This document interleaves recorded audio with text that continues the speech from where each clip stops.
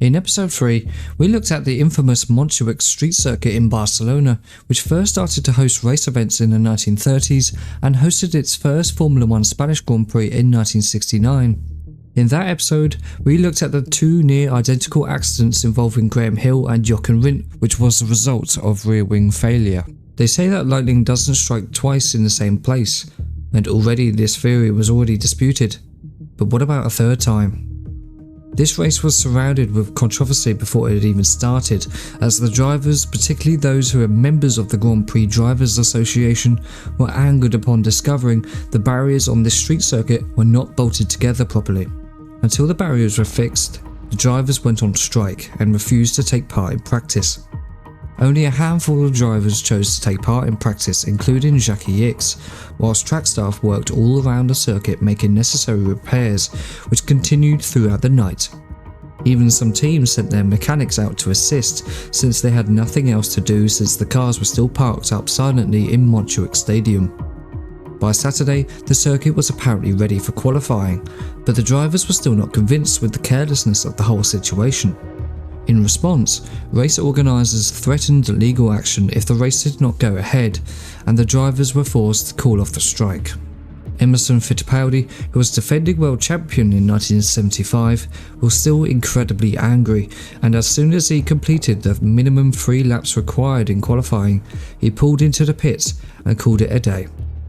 The following day, Emerson announced that he would not be racing, got on a plane and headed home.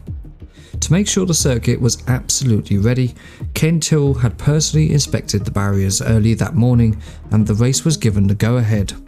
But the race itself would be a disaster.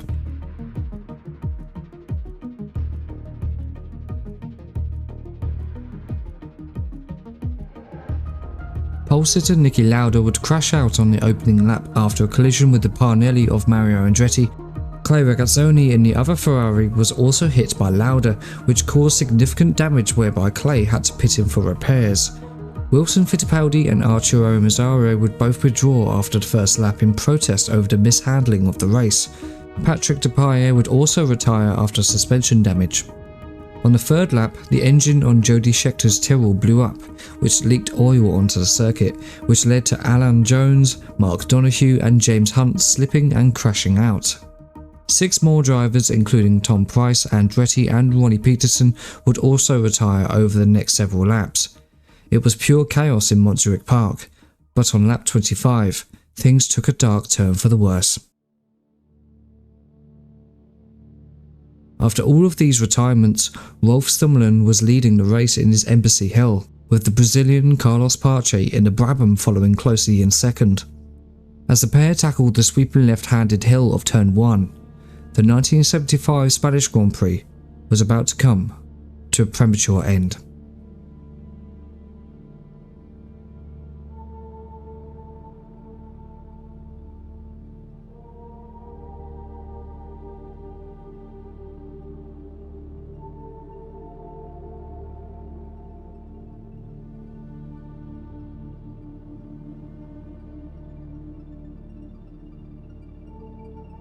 Just like in 1969, the rear wing of Rolf Stummerlin's Hill GH1 ripped clean off the car just before he hit the jump of turn 1. This sent Rolf's car spinning out of control and straight into the recently repaired barrier on the left-hand side.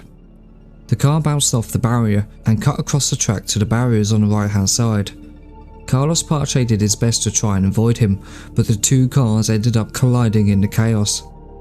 The collision with Pache, though, sent Rolf Stummerlin's Embassy cartwheeling over the barrier and into the large crowd of spectators.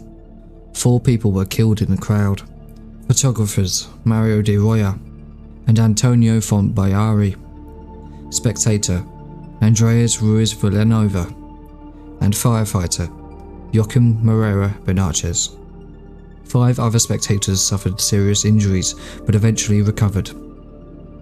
Rolf Stummerlin was also badly hurt after having suffered a broken leg, broken wrist and 2 broken ribs. It would take a while for Rolf to recover physically and mentally from this accident, and he would make his return to F1 4 months later at the Austrian Grand Prix. As the horrific scenes unfolded in the crowd, the race continued on until 4 laps after this accident.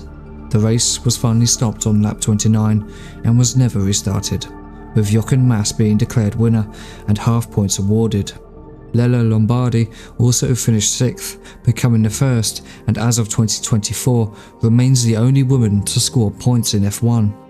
And with that, Formula 1 never returned to Montjuic Park, as the circuit's poor safety measures were clear for all to see.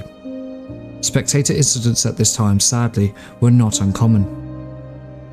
2 years later, in Fuji during the Japanese Grand Prix, Gilles Villeneuve and Ronnie Peterson would have a dramatic accident at the end of the long and super fast straight.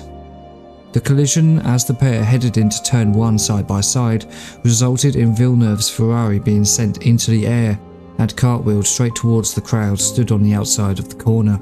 This area was a prohibited section, and marshals were on hand to try and disperse the crowd of mainly photographers who had gathered there. Sadly, the Ferrari passed straight through the crowd and landed in a field just behind a makeshift wall. Kengo Yuasa, a marshal who was trying to move people away, was killed, as well as photographer Kazuro Ohashi. It is also sad to know that many drivers that we have mentioned in this segment would be killed within the next few years, including Rolf Stommelen. He suffered another rear wing failure at Riverside at 190 mph whilst driving at the Los Angeles Times Grand Prix in the IMSA GT Championship on the 24th of April 1983.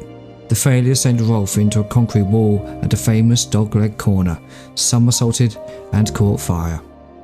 Rolf Stommelen died on the scene from multiple injuries, particularly to the head and chest. Motorsport can truly be cruel sometimes.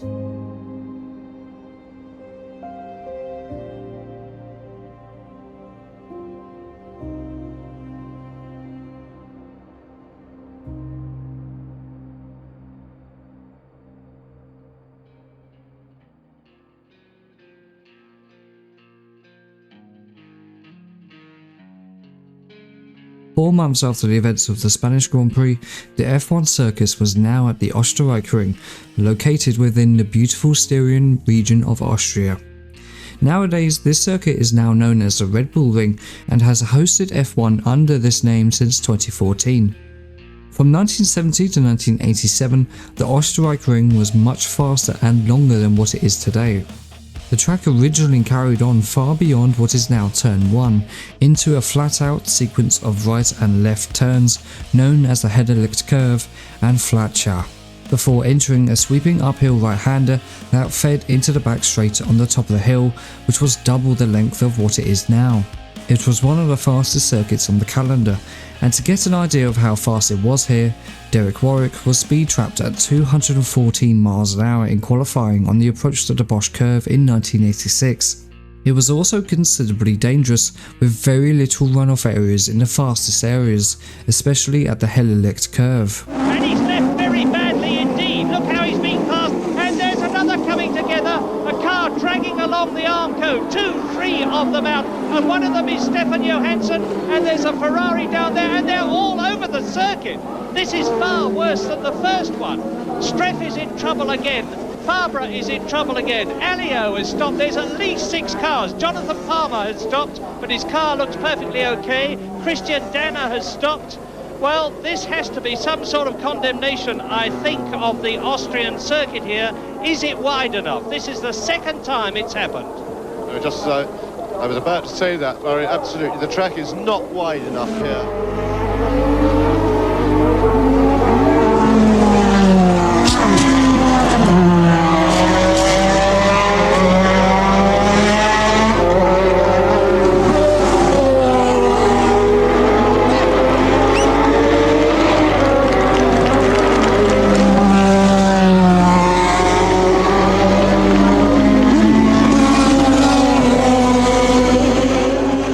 Just a few days before the Austrian Grand Prix, the world closed course speed record was broken at a Talladega Superspeedway when a lone Porsche 917-30 set an average speed of 221.120 miles per hour over the 2.6 mile oval.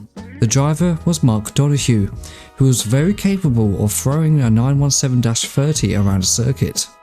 For much of his early career, the American was very successful in sports car racing, including the 24 Hours of Le Mans, where he made his debut there in 1966 in one of the Ford GT40s alongside Paul Hawkins. In 1967, he partnered with Bruce McLaren in another GT40, this time the new Mark IV. Donohue was a keen engineer, but so was Bruce. So quite often the duo would have very different views as to how to set a car up for the race, but they would eventually finish fourth despite their differences. Around this time, Donohue started to become close with Roger Penske, and the two would embark on various projects together. He would begin to find success in the Trans Am Sports Car Championship in the late 1960s, in which the championship included races such as the 24 Hours of Daytona and the 12 Hours of Sebring, the latter in which he won in 1967 and 68. Interestingly, the Penske-owned Chevrolet Camaro was dipped in an acid bath to make the car as lightweight as possible, even to the point people were warned not to lean against the car in case the body would dent. Despite race stewards wanting to ban this method of weight reduction, Roger Penske was able to convince them otherwise because he could convince Chevrolet to withdraw their support for the Trans Am series. With this threat in mind, Penske and Donohue continued to go on and almost dominate the Trans Am field. In 1971, Penske and Donohue began working with Porsche to help develop the new Porsche 917-10 for the Can-Am Sports Car Championship, when McLaren had been the trailblazers for the last couple of years, in a period known as the Bruce and Denny Show. Despite the hard work that had gone into the 917-10, it still remained lackluster compared to the dominant McLarens, and Peter Revson would be champion that year, with famed Porsche driver Joe Siffert finishing a respectful fourth. There was still plenty of work to do on the 917-10, but they suffered a huge setback when Mark Donohue was badly hurt in a testing accident at Road Atlanta in 1972. As they were testing new brake ducts on the Porsche, the rear bodywork flew off the car, resulting in an airborne crash, which ripped the front end away, leaving Donohue still strapped to his seat, with his legs dangling where the front end once was. Luckily, Mark survived, but his injuries meant he had to step away from testing and driving the 917-10, leaving George Follmer to take the seat, and he went on to win the Can-Am Championship of 1972, winning 5 of the 9 races. Mark managed to drive in the last few races of that season, but he was involved in the development of Porsche's next entry, the 917-30, the most powerful racing car ever built, with its twin turbocharged 5.4 litre 12-cylinder engine, producing up to 1,600 horsepower. It eventually gained the nickname the Can-Am Killer, because in 1973, Porsche would completely dominate the season with the 917-30, with the capable hands of Mark Donohue winning 6 out of the 8 races. Interest in Can-Am quickly faded away from this season on, and eventually the series would fold altogether. Mark Donohue also won the 1972 Indy 500, but it would be at Indianapolis the following year, where events surrounding him would have a profound effect on Mark. Doesn't look like a repeat of last year's start. No, it's a good one. And here they come. Bobby Unser going for the lead. Johnny Rutherford right alongside him. Rutherford down low, but Bobby with a terrible crash on the home stretch. There are several cars involved. We can't see the numbers, but it's been a bad crash on the start. It was in the middle of the field somewhere. Terrible thing. Explosion. This is what everyone is feared. This is why there's been such a terrible atmosphere of fear here all weekend long. Shame, there's the driver waving. He might be on fire, that man, the way he was waving. You can't see an alcohol fire. Those explosions are not cars. Those are the bombs overhead that are normally set off during the start of the race.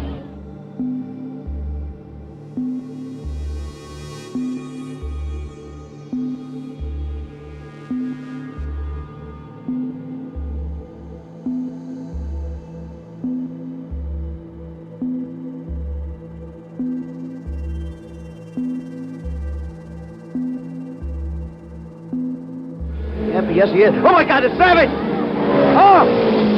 What a crash. God. right. The worst thing I've ever Sweet seen. Savage. That is the worst thing I've ever seen on a race course anywhere. One tire must have flown 100 feet in the air. I think he's in the one to the right. I can't even tell what part. Each part of the car is just disintegrated. The red flag, of course, is out. The race is stopped. Sweet Savage is moving inside that thing. The fire there. Now Sweet is wearing one of these new suits where the foam automatically goes off inside the suit. Only 4 drivers in the race are wearing it. He is wearing it. If there's any hope, it might be in that. Now, how it could be moving, Jim, is beyond me. I've never seen a car just disintegrate like that. You remember he made a pit stop just a little bit ago. The cars hold 75 gallons of fuel, and he hadn't burned much of that off. The race is... Oh, somebody's been hit in the pit. A fire truck racing to the scene has hit a mechanic or somebody in the pit who's going the wrong way through the pit. They're trying to get Savage out of the car. The man was thrown into the air, hit by a fire truck. Remember now, we're talking about 2 different people.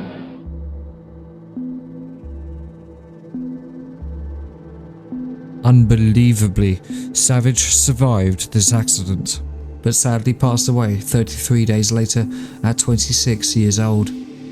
The exact cause of this accident is still debated to this day, but we shall take a closer look into this accident and others that marred this weekend in a future video. Mark Donohue was one of Swede Savage's closest friends and was deeply saddened after witnessing the crash. The stresses that came with the development work with Porsche also caused him considerable strain, and his regular nickname of Captain Nice was slowly being replaced by Dark Donohue. He knew it was time to step away from racing, and after his dominating Can-Am Championship in 1973, he announced his retirement. But it wouldn't take long before Roger Penske appeared in his life once again and convinced Mark to join him on his new Formula 1 entry. Mark had made one previous appearance at the 1971 Canadian Grand Prix, where he managed to finish on the podium that day.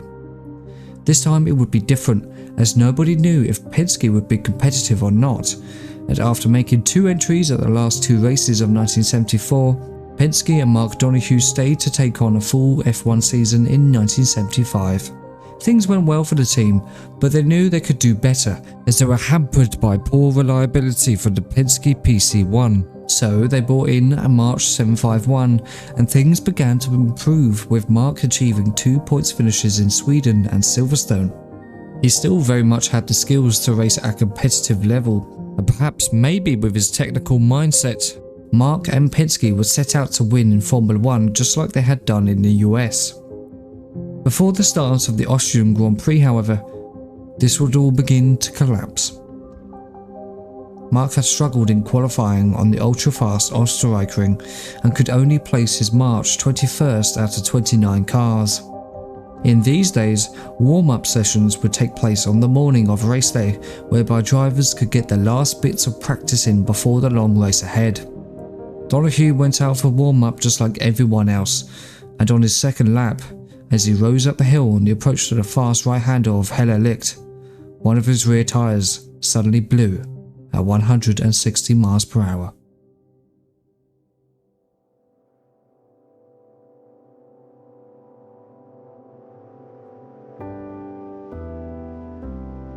After the tyre blew, the out-of-control march speared through the 60 metres of catch fencing, intended to quite literally catch a car like a net. It then hit the barrier head first and vaulted right over it, before the car rolled down the bank and laid rest in a ravine. During this short period, Mark was knocked unconscious by either a fence post from the destroyed catch fencing, or he had knocked his head against an advertising hoarding. Nearby drivers stopped to help, including Emerson Fittipaldi, Hans-Joachim Stuck, and Bob Evans, who helped extract Mark Donohue from his wrecked car. Unfortunately, 3 trackside marshals were also struck down by flying debris and were severely injured. Mark regained consciousness a few minutes later and was easily able to talk with his rescuers as he was taken to Knittelfeld Hospital with head injuries. His injuries didn't seem to be as severe as it first seemed, and he was expected to make a full recovery. Later that same day, Mark started to experience headaches which got worse as the time went on, and he was transported to a different hospital in Graz. His condition didn't improve, and after lapsing into a coma, the 38-year-old Mark Donohue died 2 days later as a result of a cerebral hemorrhage.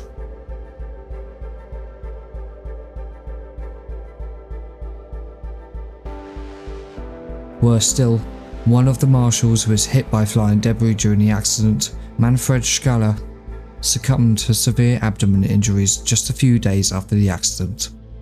He was only 21. Mark Donohue's death left a large hole in the heart of Roger Penske, and his F1 aspirations very quickly faded away, before finally stopping altogether in 1977, having only achieved one victory, the 1976 Austrian Grand Prix. Together, Penske and Donohue produced some of the greatest car designs that ever graced the American racing scene, with many of his early successes being a result of Mark's intelligent engineering mindset. His book, The Unfair Advantage, published just 1 year before he died, is Mark's step-by-step retelling of how he approached every single car he drove and how he used his engineering skills to bring out the best that he possibly could in those cars, including various experiments on Porsche prototypes. Following this accident, the Helmuth curve was tightened for 1976, and then in 1977, a chicane was installed.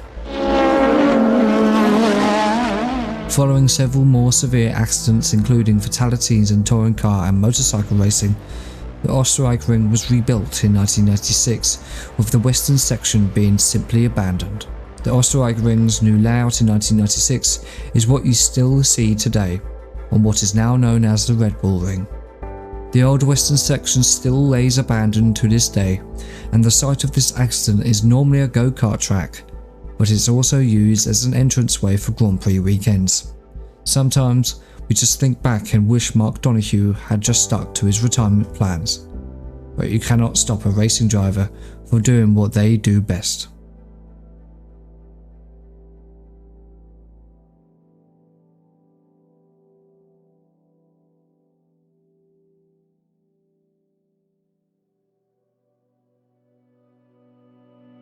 The 1994 San Marino Grand Prix is still referred to as one of the worst weekends in F1 history, but it's often forgotten that an equally, if not worse weekend took place at Spa-Francorchamps in June 1960.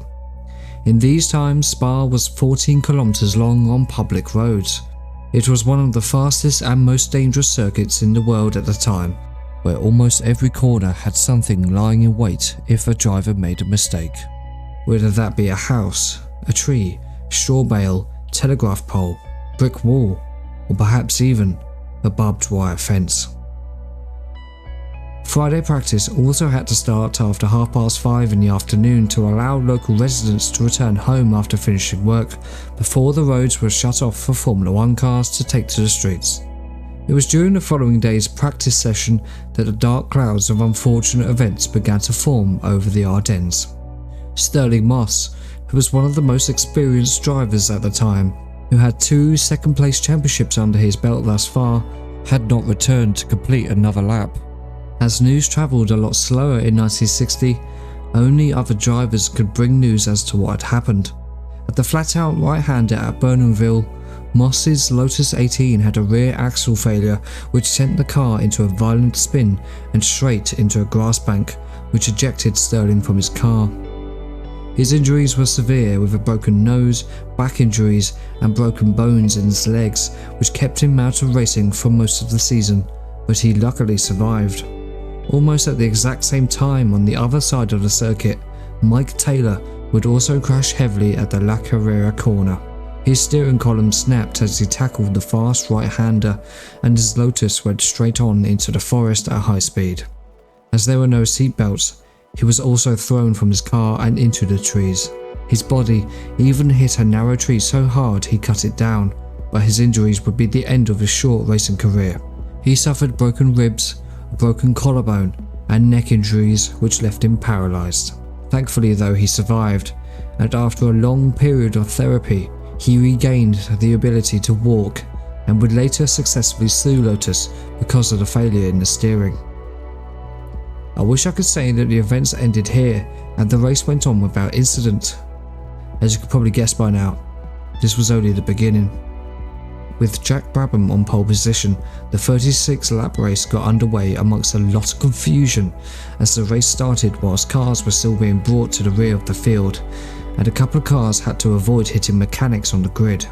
On lap 19, Willie Maires in the Ferrari was battling a young Chris Bristow in a Cooper, who was in his 4th F1 start of his career and was hotly tipped to be a success for the future. Bristow was noted as being an incredibly aggressive driver in the club racing scene, whereby he would spin and or crash at almost every circuit he raced at. But when he was able to avoid trouble, Bristow was able to achieve fantastic results, including a 3rd place finish at the non-championship 1959 Gold Cup race at Oulton Park, just behind Stirling Moss and Jack Brabham in equal machinery. The following year he would again finish 3rd in a non-championship race, this time the Glover Trophy at Goodwood, finishing behind Innes Ireland and Stirling Moss once again, but had beaten Bruce McLaren, who had started to make a name for himself during this time. Since he was only 22 years old, it was only a matter of time before Chris would begin to show his true talent in Formula 1. As Bristow and Maires ran nose to tail as they headed into the notorious Burnhamville right-hander, the same corner where Moss had crashed just a day prior, Bristow accidentally went off the racing line, and in his attempt to bring his car back online, he lost control of his Cooper and spun in the middle of the bend at approximately 130 to 140 miles per hour.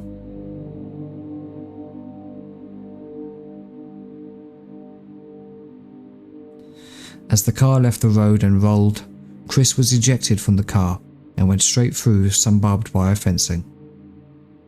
He was decapitated. At 22 years old, Chris Bristow remains the youngest driver to be killed in a Formula 1 championship race. The rest of his body continued back onto the side of the track on the inside of the corner. According to multiple reports, his body lay by the side of the track for the remainder of the race, as nobody could safely get to him. Jim Clark, who passed through the area just seconds later, had to swerve to avoid hitting Bristow's beheaded body laying by the side of the road. The car was also a complete wreck as it lay in a nearby farmer's field. Sadly, this was not the end of it. A promising Lotus driver by the name of Alan Stacey was also driving that day. He was one of Lotus's first poster boys, who had assisted Colin Chapman with the development of some of their earliest sports car efforts, including the Lotus 11. But what had concerned onlookers though, was the fact that Alan had an artificial lower right leg after suffering a severe motorcycle accident when he was 17 years old. This meant that his cars would be modified with a twist throttle mounted to his gear lever to aid him when downshifting. Whilst it may have been uncomfortable for him, Alan wanted to prove that his disability wasn't an obstacle. His closest friend, John Whitmore, would tell stories of how Alan would sometimes rotate his right foot 360 degrees while sat in a bar or hotel to freak out unsuspecting onlookers. Interestingly, John Whitmore was also close friends with an aspiring young actor called Steve McQueen, who had yet made a name for himself in Hollywood, and the three men would often ride bikes together on the Whitmore estate.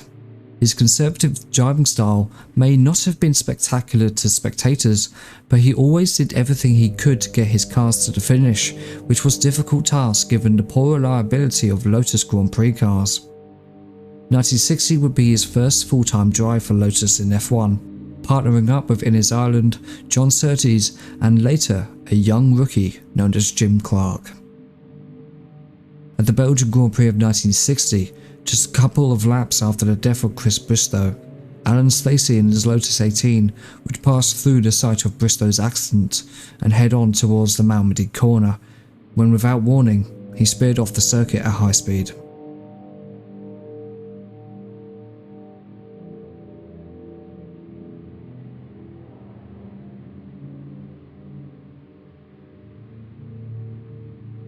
The car hit a bank before being ricocheted across the circuit, somersaulting, before coming to a rest in a nearby field ablaze. The Lotus would burn into a shell, but Stacey was ejected from the car before the fire. However, sadly, he was already dead by the time his body was found. According to multiple witnesses, Allen was struck by a bird which flew into his face at a closing speed of approximately 140 miles per hour. This impact would have most likely rendered Allen unconscious, but there is also a good chance that the impact could have killed him instantly. But we will never know what truly happened, and despite the sheer brutality of these accidents, the race carried on as normal until the checkered flag fell to Jack Brabham. The motorsport world was left reeling with sadness from an absolutely devastating weekend of racing at Spa, where two young drivers were killed just minutes apart in almost the exact same spot.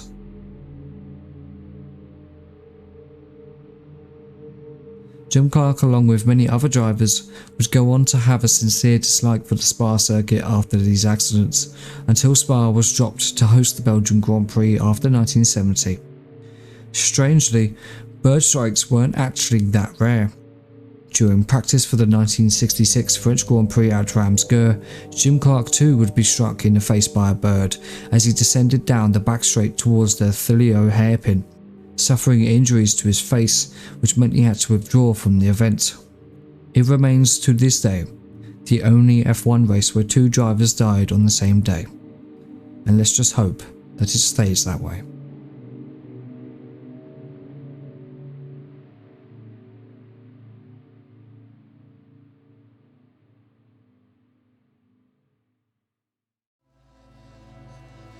In episode 2, many of you were shocked by the scenes at Zandvoort in 1973, when David Purley tried in vain to save the life of Roger Williamson in his burning car during the Dutch Grand Prix.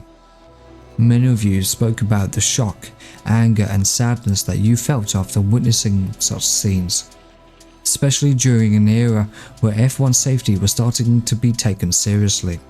However, Zandvoort is no stranger to scenes such as this, and I'll allow Peter Brook to tell you a story as to what happened here in 1970. Formula One has always had a reputation of being a bit of a rich boys' club, and nowhere is this more true than in Piers Courage, who was born into an upper middle class family as the heir to the Courage Brewery fortune and was educated at Eton College, graduating in the same year as fellow future Formula One driver Jonathan Williams and Prince William of Gloucester and Prince Michael of Kent, grandsons of King George V and first cousins of Queen Elizabeth II. After graduation, he began training to be an accountant, but convinced his parents to allow him to purchase a Lotus 7 and began racing. In 1965, while in Formula 3, he met Frank Williams, himself a racing driver and mechanic, and in 1966 was signed by Colin Chapman to Lotus's Formula 2 outfit and made his Formula 1 debut in Germany and took a class win at the 24 Hours of Le Mans. In 1967, he got a full-time seat with Reg Parnell Racing, driving a customer BRM, but repeated spins and crashes meant he lasted only 2 races. By returning to Formula 2 and knuckling himself down and getting a win in the Tasman Series, he was re-signed for 1968. An uncompetitive car meant he scored only 3 points, and he had also been offered a seat with Lotus following Jim Clark's death, which he turned down. But in tandem with this, he had been driving for Frank Williams' Formula 2 team, and when he stepped up to Formula 1 with Frank Williams racing cars in 1969, Courage went with him. In a customer Brabham BT26A, he managed to dice with the factory teams and got 2 second-place finishes. In 1970, Frank Williams was convinced by Alejandro de Tomaso to run one of his cars, the new 505/38. This, however, was a major step down, as the car was overweight and unreliable, despite incorporating magnesium into its design. Courage crashed out at Kyalami, then crashed in practice at Jarama and failed to start the race. At the BRDC International Trophy, he managed to show some potential in the car by finishing 3rd. He then finished unclassified in Monaco and lasted only 5 laps at Spa before the oil pressure dropped.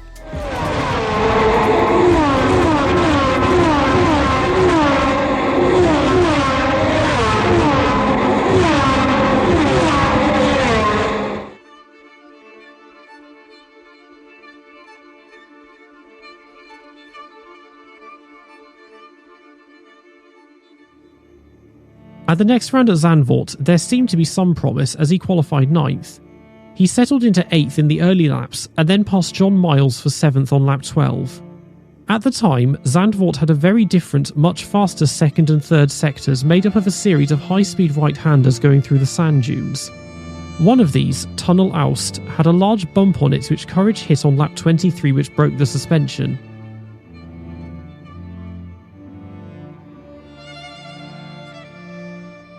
The car went up an embankment and got caught in the catch fencing with the engine separating from the chassis, causing the car to burst into flames.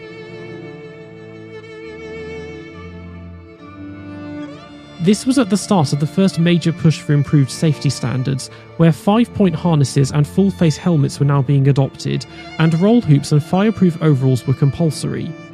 As previously mentioned, parts of the car's chassis and suspension were made from magnesium, which was used because it was very light, despite being an extremely volatile metal, this being 10 years before the first carbon fibre Formula 1 cars. The dangers of using magnesium were already clear and present following the death of Joe Schlesser in the magnesium-bodied Honda RA302 at the French Grand Prix 2 years earlier, where the car burst into white-hot flames. This happened here too, and also ignited the surrounding trees and bushes.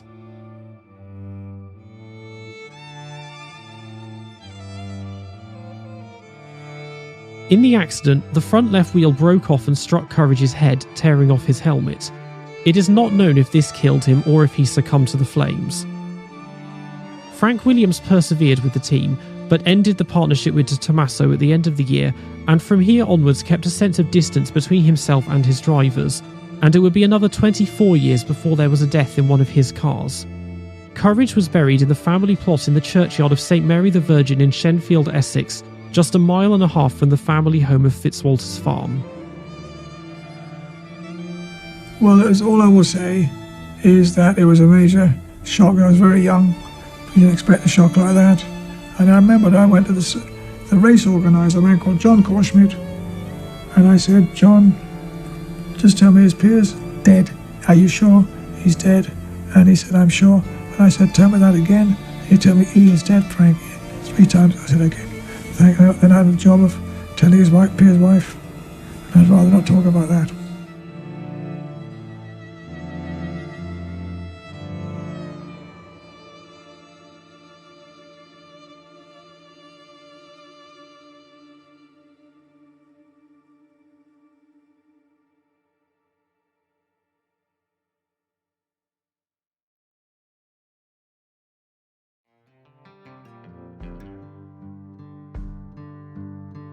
Watkins Glen, home of the United States Grand Prix from 1961 to 1980. For a long time, the Glen was a location for the end-of-season festivities and celebrations from fans and drivers alike. It was, and still is, a top-class racing venue and was regarded as one of the best facilities on the calendar, which was reflected by the circuit also winning the GPDA award for the best organised and best staged Grand Prix on 3 occasions in 1965, 1970 and 1972. The Seneca Lodge was a prime venue for most drivers to enjoy a few drinks together after the race and remains open today, complete with its collection of motorsport artefacts on display. And let's not forget Tex Hopkins, who was chief starter at the Glen for a long time, complete with his famous and enthusiastic jump in the air as he waved the green flag, whilst also doing a similar move to wave the checkered flag. One particular area of the Glen, now cemented in history, was the bog. This area became a cheap way for fans to camp and watch the race in an area just outside the circuit boundary. With tickets selling at around $15 for a weekend, hundreds of fans would flock to this area, which would eventually become muddy and boggy due to the area's drainage system or lack thereof. As the 1970s began and youth culture was changing across the world, soon this area for a cheap ticket turned into a lawless festival site. Free beer, cheap drugs, no police, no stewards, and perhaps what the bog is most well known for, the many cars that got stuck in the mud being torched. The circuit didn't seem to mind too much since they were making money and nobody was getting seriously hurt. The crowds would grow larger as time went on, and it truly escalated in 1974 when a Greyhound bus carrying Brazilian fans from New York City who were keen to watch Emerson Fittipaldi in action was stolen and taken to the bog where it was torched, along with many other cars. It was also reported that many other cars were also stolen, rather than the cars set on fire in the past being second-hand vehicles that barely worked in the first place. The circuit and police decided that this incident went too far, and the bog began to be policed from then on before being paved over in the 1980s. If you were there, I'm sure you have plenty of memories from this place. F1 also grew concerned about the bog as they believed it was beginning to spoil the glamorous image that F1 was trying to promote itself as. However, despite Watkins Glen being hailed as one of the best circuits around, it has had a troubled past, with some incredibly disturbing accidents taking place here. Even before the permanent circuit that we see today was opened, Watkins Glen was a 6.6 mile public road course, which only ended after an accident resulted in the death of a 7-year-old spectator named Frank Vasari. In 1956, the permanent circuit was opened, but severe accidents continued. Graham Hill experienced a terrifying crash in 1969 when a high-speed tyre blowout led to his Lotus somersaulting down the track, with Graham being thrown out.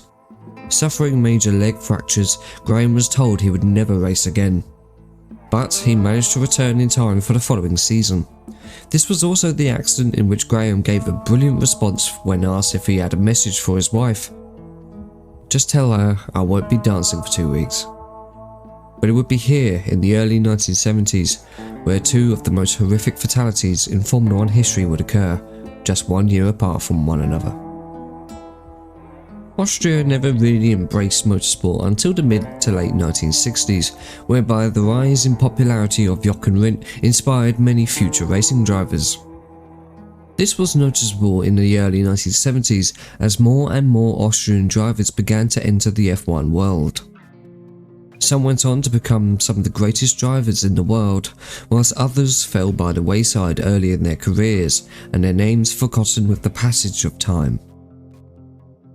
One such name that is often forgotten about today is the 25-year-old Helmuth Koinigg.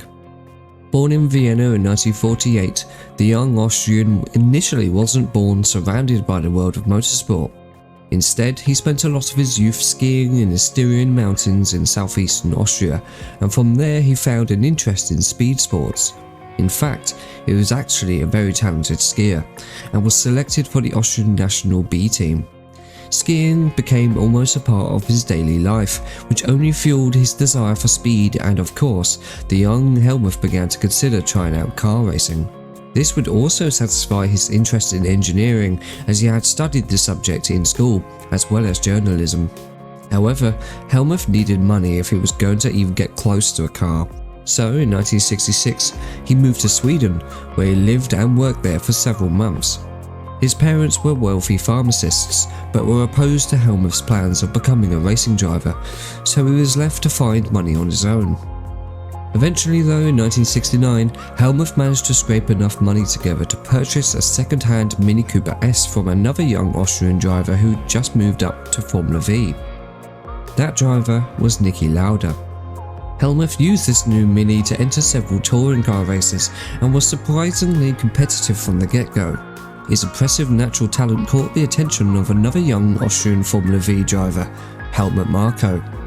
With Marko's encouragement, Koinigg was invited to test drive a Formula V car alongside Marko. Despite him having no prior experience with single-seaters, his lap times weren't that much slower than Marko's, and this led to him getting a drive in Formula V, which eventually led to a full-time seat the following season in 1970. His natural talent behind the wheel only improved from here, and he began to make a serious name for himself in Formula V, and before long, a potential race seat in Formula 2 with March beckoned. But in the end he had to turn away from the deal as he could not find enough sponsorship money for the drive. His seat was taken instead by Niki Lauda. Koinigg returned to Formula V and also began to take part in the European Formula Super V Championship in 1971. This evolved into Helmut also taking part in British Formula Ford races in that same year, including a stunning victory at Brands Hatch. Despite winning the Formula V Championship in 1973 though, he knew that he wanted to be in far bigger things, especially after getting so close to entering Formula 2 just a couple of years ago. But luckily Porsche offered him a contract in the World Sports Car Championship in 1974, driving a Porsche 911 Carrera RSR, and Ford Cologne offered him a seat in touring car racing that season too. His career was really starting to get traction, and he also married a young Austrian airline stewardess in May of that same year, and things would only get better from here. Following his exploits in sports car racing, he had finally managed to secure enough funds to pay for a drive in Formula 1 using a Brabham BT42 with the Scuderia Finota team. He knew it wasn't going to be competitive, but that wasn't going to stop him from making his first appearance in Formula 1 at the Austrian Grand Prix in 1974, but he would sadly fail to qualify for his home race. He didn't get the chance to actually race, but onlookers were still impressed by his performances, and John Surtees took a particular liking to him. So much so, he invited him to test a Surtees TS16 at Goodwood. This test drive was successful, and Surtees offered him a short contract to drive at the last two races of that season at the Canadian Grand Prix at Motorsport Park and the United States Grand Prix at Watkins Glen.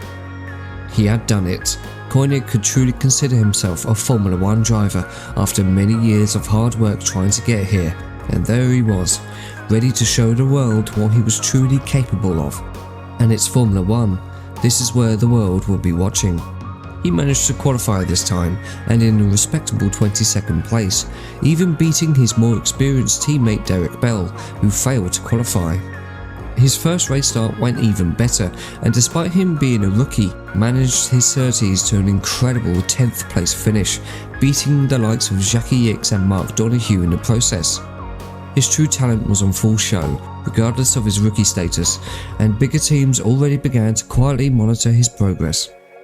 Already being labelled as a great prospect for 1975 and beyond, Helmuth Koinigg and the Surtees team arrived at Watkins Glen with little pressure on their shoulders, and Helmuth was looking forward to having another enjoyable race once again. But it was race day, the 6th of October 1974, where this story ends. After enjoying another good qualifying session where he placed his Surtees 23rd on the grid and once again outqualified his teammate, perhaps Helmuth thought he could recreate his performances at Canada and climb through the field once again over the 59-lap race. He didn't have the best of starts, but after 9 laps he was still running well, whilst the battle for the championship raged on at the front of the field.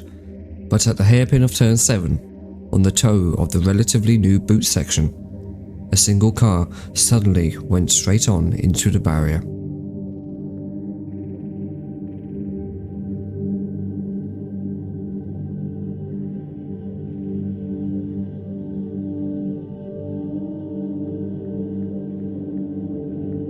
The photos you are seeing on screen do not show the true brutality of this accident. According to witnesses, as Helmuth entered the hairpin, his car continued on into the catch fencing, which did manage to slow his car down, but not enough to stop him from hitting the Armco barriers. In fact, the car's slow speed led many to initially believe that this was just a small accident that no one could possibly be injured from. This barrier, though, was not properly installed. When Koinigg hit the barrier, the bottom rail gave way, allowing Surtees to pass through, but the top rail stayed in place. You can probably imagine what happened next. Helmuth Koinigg was decapitated. Marshals rushed to the scene, expecting to find Koinigg alive and well, only to find his bloodied and headless corpse sat with his arms crossed in the cockpit. Contrary to popular belief, Koinigg's head was not lying on the racetrack. It was found resting on top of the ruined engine block. I do not wish to show you the worst photos from this accident, but they are available on the internet if you so wish. Despite the sheer brutality, the race was not stopped, and instead of extracting the poor young Austrian out of the car, marshals instead decided to just shamefully cover the car with tarpaulin, with Helmuth's body still sat inside. It took a while before Surtees became aware of the severity of the accident, and teammate Jose Dolan was called in to retire and withdraw from the event. Niki Lauda too was also deeply saddened by the news, as they had been racing each other for much of their youth. The cause of the accident is still very much a mystery to this day, as there was very little information about the accident at the time, but it is widely accepted that it was a front suspension failure that led to Helmuth losing control in the braking zone of the hairpin.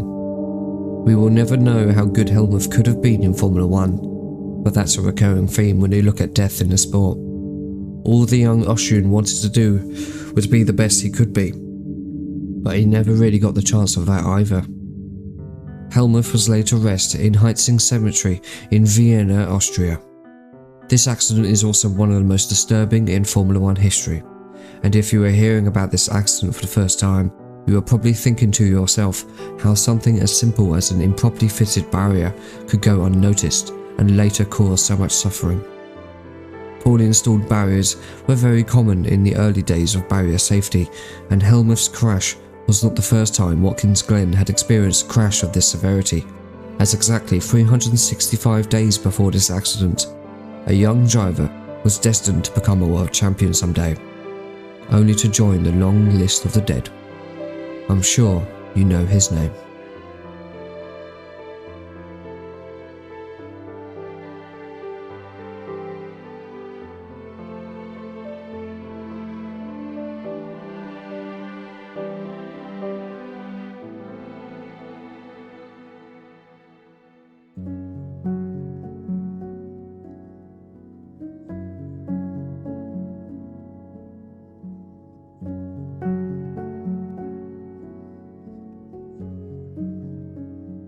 His piercing blue eyes, infectious smile, and his enormous good looks. One young man from Paris, France, arrived on the F1 scene and was beloved by everyone who was lucky enough to meet or work with him. A charming lad, willing to learn everything there was to learn. A talented musician, but also an incredibly talented racing driver whose legacy is still very strong to millions of people around the world today. His name was Albert François Cevert. Born into a wealthy Jewish family in February 1944, his father Charles Goldenberg was a member of the French resistance fighting against German occupation whilst also protecting his young children from deportation. Charles registered the children using François' mother's maiden name of Cevert. Years after the war ended, as François grew up, he decided to keep the Cevert name. When he was 16, he didn't have an interest in motorsport until his sister got engaged to another young aspiring driver, Jean-Pierre Beltois. As the two got to know each other, François started to take a liking to motorsport, and it wasn't long before he was participating in local motorcycle races. Soon though, national service beckoned, and his time with the French military would put a temporary halt to his motorsport plans. Soon after completing his national service, he would return to racing in 1966 and enrolled at the famous Winfeld Racing School, which was then based at the new Manicourt circuit. Here his career would move up to the next level as he won the scholarship, with his prize being an Alpine Formula 3 car. The problem was, however, he still couldn't get the necessary funding to maintain and race this car, and his career looked destined to fizzle out before it even managed to get going. Luckily though, in 1968, he managed to secure funding, and he quickly set out to swap his poor Alpine car with a Techno car, who had a good reputation for F3 and F2 cars back then. Almost instantly, François was competitive with this car in Formula 3, and he went on to win the 1968 French Formula 3 Championship, which earned him a move up to Formula 2 with the Works Techno team. It would be this year that he would be noticed by a man that he looked up to, Jackie Stewart. During a Formula 2 race at the Crystal Palace circuit, Stewart would have a tough on-track battle with François, until he would eventually make a mistake and crash out from the race. This left a lasting impression on Jackie and quietly informed Ken Tyrrell to monitor the progress of the Frenchman. After finishing third in the European Formula 2 Championship in 1969, including entering the F2 class of the German Grand Prix that year, it looked like 1970 would be another year of F2 for François. This was until the experienced Johnny Servois Gavin suddenly retired from F1 after just 3 rounds, leaving an empty seat at Tyrrell. Jackie immediately recommended hiring François. He was now in the big leagues, the very top of professional motorsport. His first Grand Prix would be the Dutch Grand Prix at Zandvoort in a customer March 701, as Tyrrell weren't building their own cars just yet.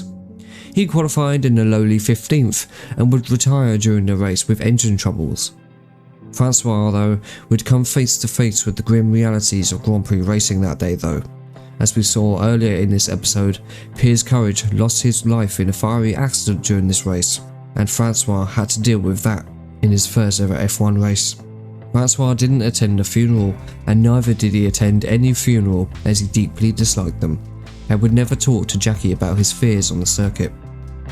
Still though, the season went on, and so did he, and he only got faster and faster, eventually getting to the point where he scored his first points in F1 after finishing 6th at the Italian Grand Prix.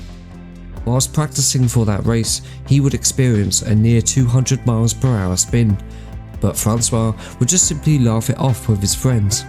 On that same day, Jochen Rindt lost his life in an accident at the Parabolica corner. Once again, Francois had to face this reality, and also had to look out for Jackie, who was deeply affected by Jochen's death. The two drivers' friendships would grow exponentially from here.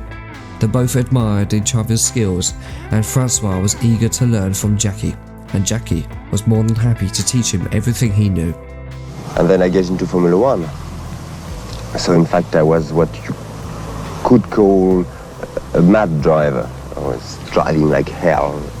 I was not thinking enough to what I was doing, and Jackie stopped all that and teach me how you must analyze a car, how you must think when you are driving, what kind of vision you must have.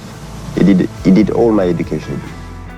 In 1971, it was clear that this friendship was working, as Francois was becoming an incredible F1 driver, whilst Jackie clinched his second world title with their teamwork helping Tyrrell win the Constructors' title with the brand new Tyrrell 002.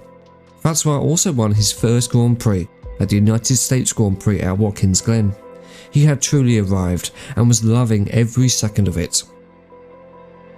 With everything going in the right direction, the following year would be unsuccessful for Francois, as he would finish 6th in the championship with only 2 podium finishes to show for. He did however finish 2nd in that year's 24 Hours of Le Mans in the Matra Simca MS670 and win the Road Atlanta round of the Can-Am Championship. The Stewart and Cevert partnership was still very strong, and Francois' confidence in his own ability was only growing, as well as Jackie's admiration for him. The duo's friendship had grown to become one of the closest ever seen in Formula One. They would often go on holiday together, and much of their spare time was spent together. Francois was like a brother to Jackie, and he loved him. As Jackie once recalled, Jim Clark had taught him everything he knew, so Jackie passed his knowledge down to Francois to create a fantastic racing driver, who would one day become Tyrrell team leader, and would very likely become a world champion.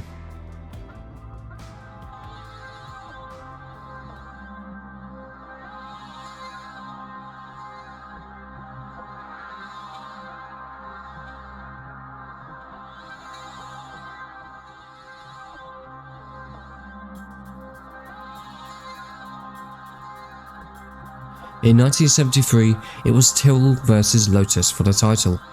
Tyrrell knew it would be tough to fight off Emerson Fittipaldi and Ronnie Peterson, but they would give it their all, and with Francois now almost at the same level as Jackie, he had confidence they would do it, despite himself being in a period of ill mental health, and thoughts of retirement started to creep into Jackie's mind. Nevertheless, Tyrrell won 3 out of the first 6 races, with the other 3 going to Lotus. Francois was also proving that he was ready, as for most of this season, he was able to comfortably keep up with Jackie throughout these races. If you were able to keep up with Jackie Stewart in his prime, then you were a damn good racing driver. Around the summer of 1973, Jackie Stewart secretly decided he was to retire from F1 at the end of the season. The only person who was aware of this was Ken Tyrrell, who Jackie felt he had to tell because he didn't want to leave him with that kind of news at such short notice, and would allow him to prepare for it when it eventually arrived. Francois wasn't aware of this either, but he would frequently speak about how he would love to beat Jackie fairly one day, and of course he had no idea that he was to become Tyrrell team leader for 1974. I said Jackie is still the maestro for me because he's the only man, maybe in the world, to be able to do a whole Grand Prix of 90 laps, 2 hours racing without making one mistake. But then you say... But I think I am on one lap, I am now as fast as Jackie. What does that mean? What do you have to do to beat him? Not to make any mistakes. How does that come? Experience, concentration, and also being able to set your car so well that it will be the easiest car to drive in the race. And Jackie is so good in analyzing the car. He's reading the car so well that when the flag drops, he has always a very easy car to drive. He doesn't have to fight with his car because the car is not going around the corner very well, so he has to fight. Never. Jackie always managed to fix his car such a way that it will be very easy to drive. At the Italian Grand Prix, Jackie Stewart won his third world title, enabling him to end his career on a high. After a disappointing race in Canada, F1 went to Watkins Glen for the final race of the season, the United States Grand Prix. A race in which Francois was confident in winning. He had the car to do it, and his only other win so far was at Watkins Glen just 2 years before. This was Jackie Stewart's 100th Grand Prix, and he was also eager to win this race, but Ken Tyrrell suggested that he let Francois win this race, as it would be a fantastic way for him to pass the torch over to Francois, who would continue to lead the Tyrrell team to bigger and greater things in the near future. Initially hesitant to allow this, both Jackie and Ken agreed to discuss this again after qualifying. They would never have this conversation.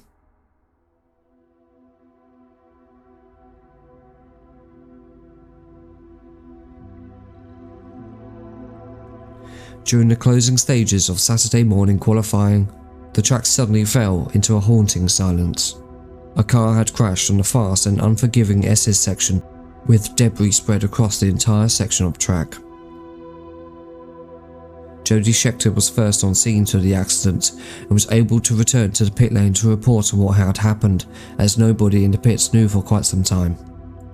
Jody parked his car and people rushed to him to ask what had happened. One name started to spread around the paddock. It was Francois. Francois was chasing down Ronnie Peterson's provisional pole time and was going faster than he had ever done before. On the run up to the fast right to left corners on the uphill SS section, Francois suddenly lost control of his Tyrrell and he glanced the barrier on the right hand side, which sent the car into a spin at 150 miles per hour across the track and into the barriers on the left hand side. The Tyrrell hit this barrier at a near 90-degree angle, and the car began to lift into the air. This barrier became dislodged upon impact, and as the car began to become airborne, the barrier began to peel away with it.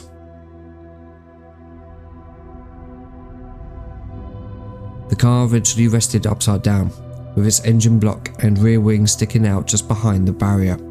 The front end of the car was completely destroyed and spread across the track, which prevented other drivers from passing through safely. When Jody Scheckter reached the ruined Tyrrell, he discovered the shockingly horrifying sight. Parts of the barrier that had become uprooted in the crash penetrated his body, which cut him from his hip and up to his neck. Not just the car, but Francois was quite literally ripped apart in the accident, in one of the most gruesome accidents that F1 had ever seen.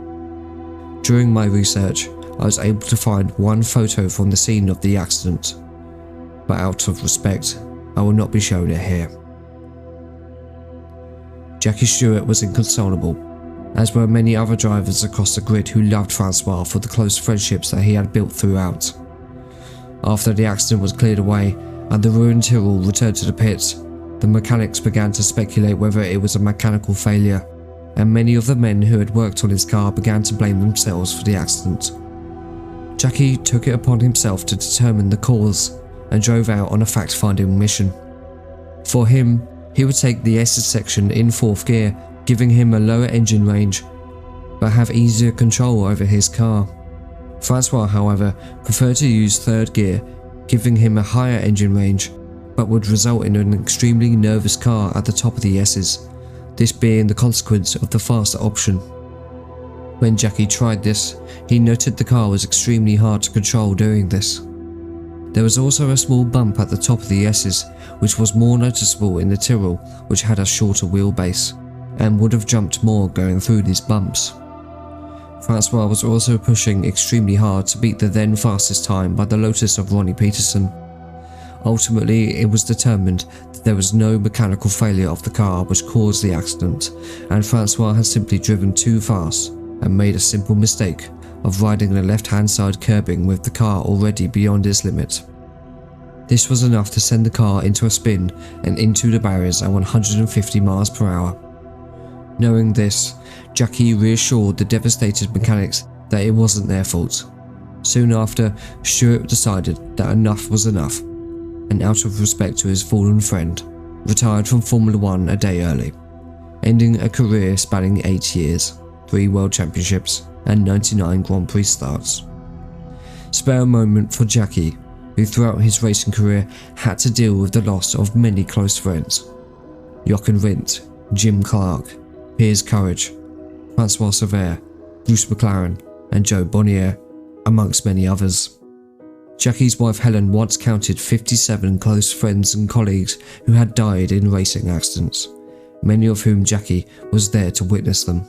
Tyrrell also withdrew from the weekend, and they were left without their team leader and future world champion for 1974. It is also often said that this was the beginning of the end for the Tyrrell team, who could never get back to the highs of the Stewart and Cevert duo, and their results slowly declined for many years after, until their last season in 1998, after which they were taken over by British American Racing, and the rest, as they say, is history. Ken Tyrrell passed away in August 2001, and the story of Tyrrell was permanently saved when the famous Tyrrell shed, where the cars were built and maintained, was successfully bought and moved to the Goodwood circuit in West Sussex in 2024. As for Watkins Glen, the deaths of Cevert and Koinigg would have an effect on the circuit, as the chicane was installed before the S's section to slow the cars down. But in 1980, Watkins Glen would see its last Grand Prix, as F1 had simply outgrown the circuit and has not returned since. And finally, 5 days after his death, Albert François Cevert Goldenberg was laid to rest in Waldenegg, with his close friends and family there to wish him farewell. In 1985, his father Charles Goldenberg passed away, and in 2001, his mother Huguette Cevert also passed away. They are both buried next to Francois. Thankfully, the legacy of Francois is still very strong, still being remembered by many people in F1 today, including Jackie Stewart, who still gets emotional talking about it 50 years later. Let's hope that Francois is never ever forgotten about.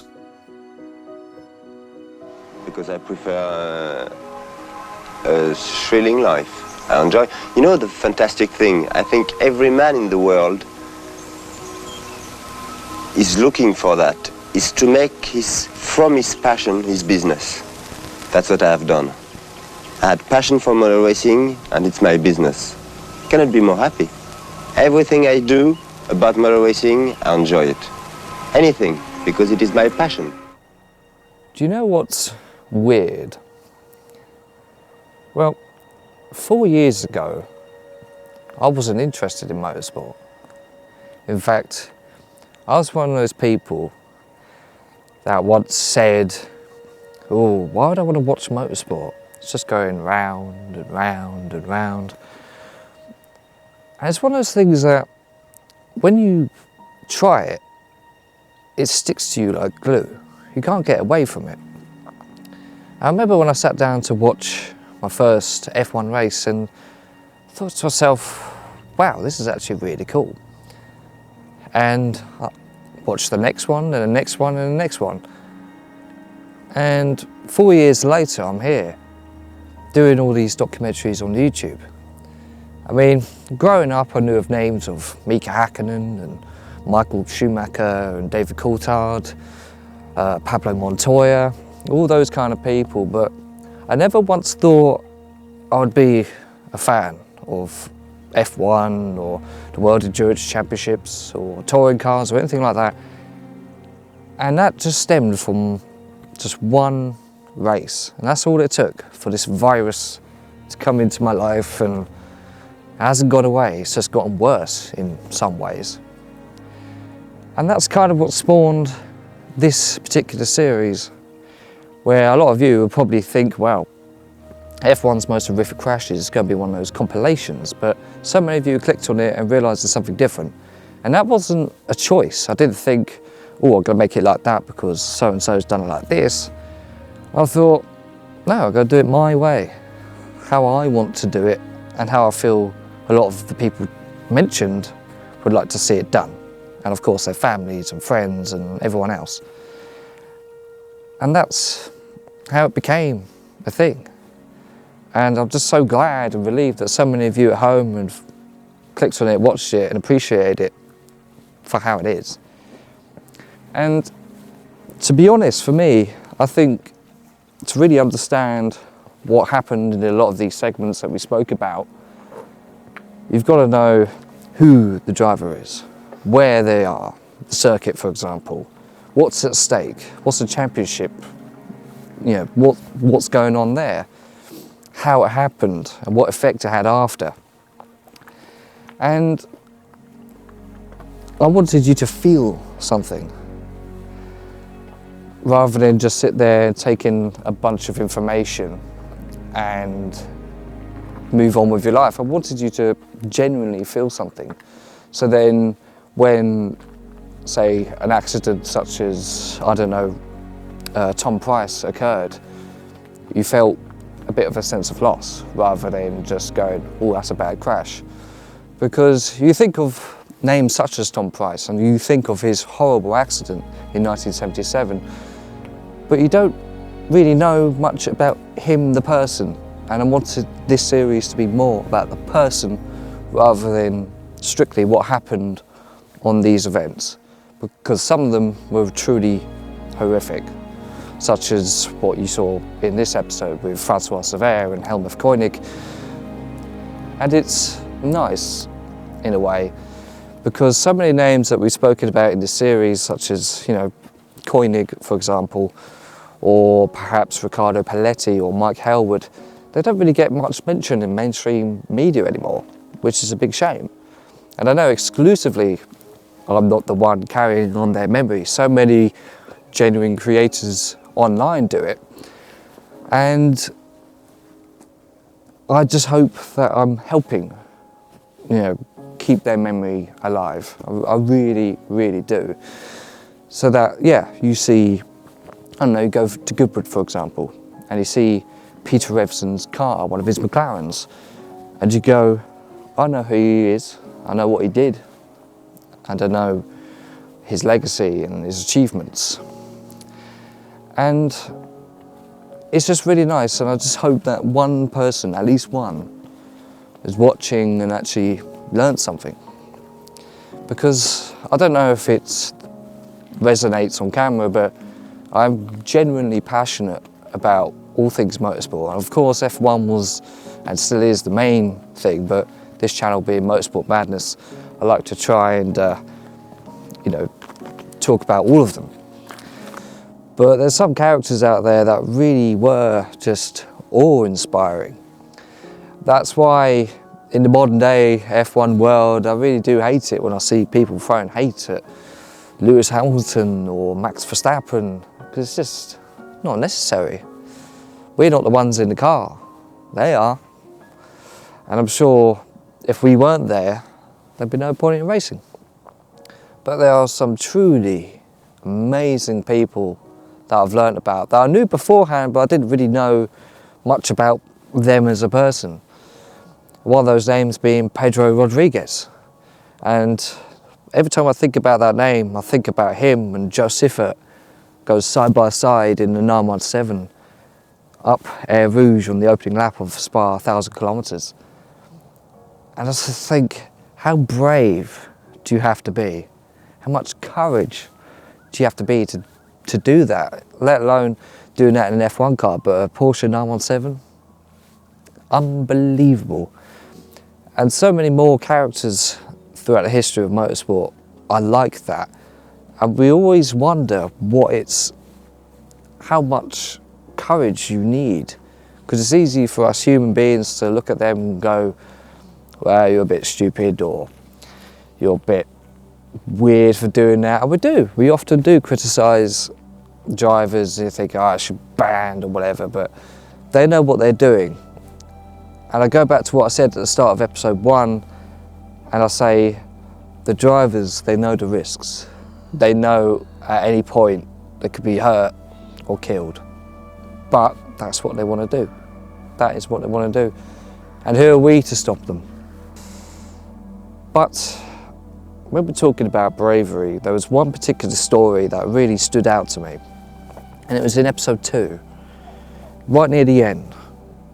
And when I flicked through the comments, and you could do that now, you could flick through the comments of episode 2, and so many people talk about him and the bravery this man showed on this particular day.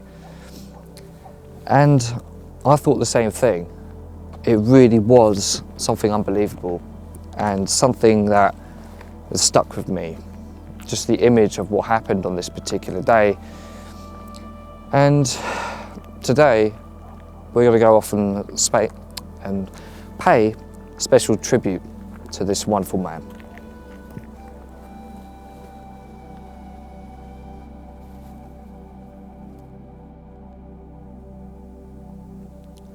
And here he is. What this man did at Zandvoort in 1973 was really something horrible to watch. But this man was probably one of the bravest men I've ever witnessed. Obviously I wasn't there at the time, but what he did was just incredible. But as we know, it was in vain. And a lot of these drivers we looked at, again, ended in the same way. But what this documentary series has been, it's been a tribute to them. And for the next few minutes of this video, we'll be paying tribute to many of those who we've spoken about over these last 4 episodes. So before then, I'd just like to thank all of you for watching, for subscribing, for the Patreons, for commenting, for liking, disliking, even just watching. I just want to thank you all. So, until next time, I've been Jack Palmer. This is Motorsport Badness. See you again soon.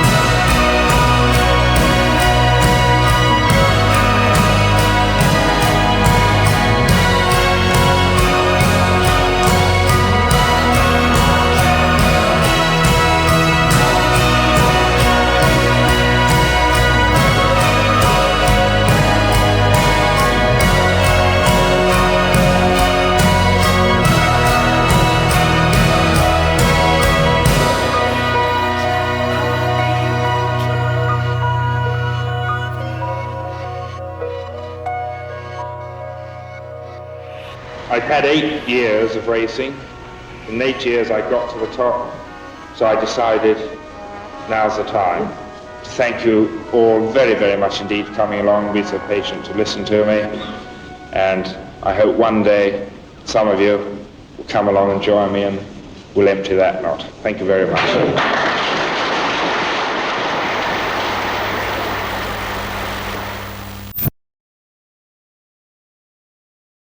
I was motorcycle champion of Mexico before I was 15, and I started racing cars when I was 15. And I was again champion of Mexico at 17, and not until I was 17 I started racing international. I like to have strong drivers in my team and race against strong drivers like X, Mario Andretti, and Baccarella, because they make me go faster still.